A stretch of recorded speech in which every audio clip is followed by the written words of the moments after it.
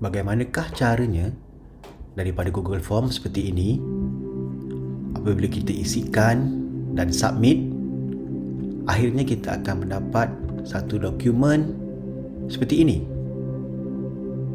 Mari saya tunjukkan caranya.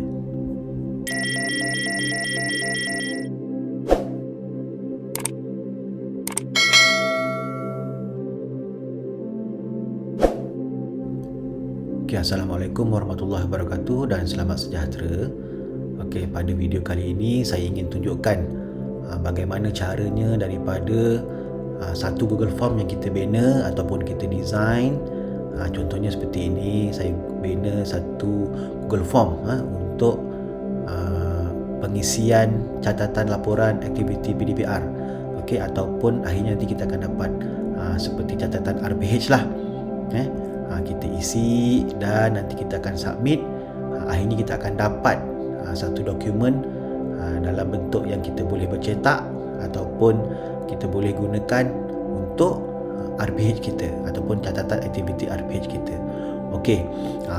Mula-mula kita kena siapkan ataupun design satu Google Form mengikut keperluan kita lah. Bagaimana jenis Google Form itu adalah terpulang pada masing-masing. Kalau macam saya, kat sini saya dah siapkan satu Google Form. Apa yang ada dalam item dalam Google Form ini adalah mengikut kepada kehendak ataupun apa yang kita nak tulis lah dalam catatan aktiviti PDPR. Contoh seperti tarikh, masa, nama guru, mata pelajaran dia ajar, tahun, kelas, pendekatan dia. Ini adalah terpulang kepada item apa yang kita nak gunakan. Ini saya berikan kebebasan kepada penonton semua untuk buat ataupun design bagaimana caranya terpulang pada masing-masing. Tapi boleh jugalah kalau nak ikut apa yang saya buat ni, aplikasi, kaedahnya dan seterusnya. Ini untuk yang muka surat pertama. Untuk section yang kedua ataupun muka surat kedua ni, ini adalah ringkasan PDPR yang telah kita jalankan. Contoh tajuk, ini apa yang ada dalam aktiviti kita lah. Tajuk, objektif, pengenalan, aktiviti, penutup dan akhirnya link ataupun link untuk aktiviti yang PDPR yang kita jalankan.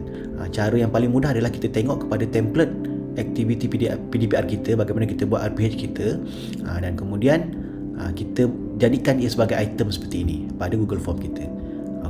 Seterusnya untuk bahagian yang ketiga ataupun section ketiga, ini adalah refleksinya. Ini yang biasa yang kalau kita nak dapatkan pelaporannya lah kan. Ini yang biasa kita isi kalau setiap negeri ataupun setiap sekolah adalah kan data yang diperlukan ni, jumlah murid sebenar dalam kelas, kalau menggunakan pendekatan online, berapa orang yang masuk ataupun mengikuti PDPR secara online, jika offline, dan ni kalau ada offsite lah, dan bilangan jika tidak mengikuti PDPR. Ini keseluruhan, dan juga pentaksiran juga saya masukkan kat sini. Ini apa yang saya ada. Bila saya tekan submit dekat sini, kita dah dapat satu data. Data ni dekat mana? Kita tengok kepada respon lah. Ini saya punya Google Form, jadi saya boleh tengok sekali lah responnya. Respon, dan kita tengok kepada create spreadsheet. Ni saya dah letakkan dekat sini. Sebelum saya terlupa, di bahagian soalan ni, kalau boleh mungkin kita letakkan untuk dapatkan email ataupun untuk kita tuliskan email pada salah satu item jawapan ni. Apa gunanya? Nanti kalau kita dah submit, kita boleh setting untuk dokumen RPH ataupun aktiviti yang kita dah buat tadi dapat terus melalui email. Contohnya tadi dokumen tu akan kita perolehi daripada email kita. Tak apa, nanti saya akan tunjukkan secara satu-satu. Alright. Jadi apa yang kita perlu buat selepas kita dah dapatkan data seperti ini semua, perkara pertama yang kita kena buat adalah kita kena ada satu add-on. macam ni saya dah ada inilah add-on yang kita nak dapatkan, iaitu add-on AutoCAD. Macam mana kita nak dapat account AutoCAD ni? Okey, kalau account tuan-tuan semua tak ada lagi add-on AutoCAD ni, okey, kita boleh dapatkan ni. Ni dalam perkataan get add-on. Okey. Kita search saja AutoCAD ataupun dah ada kat sini. Tak apalah, kalau tak jumpa kita search je lah AutoCAD. Okey, ni. Bila kita tekan ni, dia akan minta kita untuk install lah. Kalau macam ni saya dah install, jadi dah tak perlu nak install lagi. Tak apa, ni dah uninstall kat sini kan. Jadi kalau kita belum ada aplikasi ataupun add-on AutoCAD ni, kita install saja. Bila dah install, dia akan ada di sini. Di sini AutoCAD ni. Yang lain-lain ni adalah add-on yang lain. Tak apa, kita gunakan yang ini saja. Okey, launchkan dia. Okey, continue. Ni kita macam biasalah, kita gunakan kita punya. Ni kalau pertama kali guna, walaupun kita dah install, tapi ni kali pertama kita guna. Okey, tunggu sekejap. Alright. Okey, akan keluar seperti ini. Kita pilih new job. Okey, name your merge job ni kita isikan je lah apa-apa. Okey, contoh RPH. Okey, RPH PDPR. Okey, contoh. Next. Okey, ini perkara yang kedua yang kita kena buat. Okey, mulanya apa ni? Choose template. Okey, kita perlu siapkan satu template menggunakan Google Doc. Okey, menggunakan Google Doc.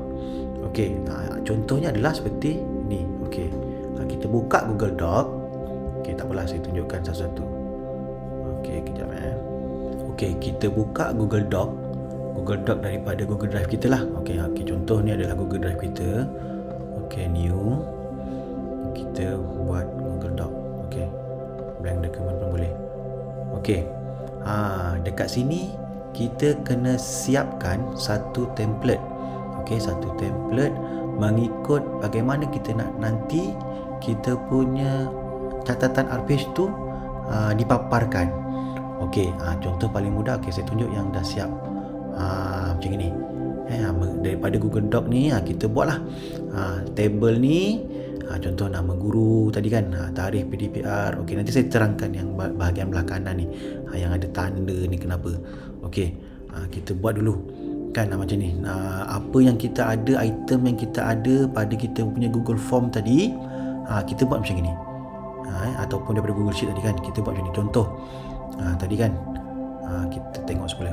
Okey, ni apa saja item, kita pilih lah. Kalau tak nak masukkan email ni tak apa, kita pilih tarikh, masa, nama, kita letakkan pada table seperti ini. Ini juga ataupun design ni juga adalah terpulang kepada kita nak buat macam mana. Ini contoh yang saya ada lah.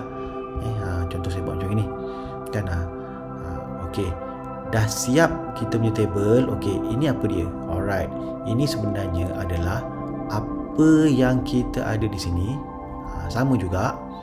Okey, sama juga apa item kita ada pada Google Sheet ni atas ni, dan kita nak paparkan respon yang ada. Respon yang kita dah buat pada Google Form tadi kan, kita letakkan tanda ni, tanda tag ni, TAGS. Okey, kalau kita biasa menggunakan mail merge, mail merge, ini fungsi dia lebih kurang lah sama. Kita kena letak tanda text ni, tanda macam ni. Saya tak tahu nama dia macam apa, tapi macam ni lah. Kita letakkan pada setiap item yang kita nak paparkan daripada respon tu nanti, pada table macam ni. Kalau contoh yang saya punya ni, template saya ni, saya letakkan di tepi ni lah. Dan perlu sama apa perkataan dalam ni sama dengan apa yang ada pada tajuk item tu atas ni, sama. Jadi kita kena betul-betul lah, jangan tersilap. Okey, bila dah dapat satu template seperti ini kan, kita dah save. Kita kembali kepada Google Sheet kita tadi, pada autocorrect kita tadi. Jadinya untuk kerja-kerja permulaan kita, housekeeping kita, mula-mula kita kena siapkan dululah ni kan, sebelum kita boleh pergi kepada autocorrect ni. Jadi kalau kita dah dapat, dah siap dah kita punya template tu, apa kita buat? Kita boleh dapatkan template tu. Choose template, kita dapatkan from Drive.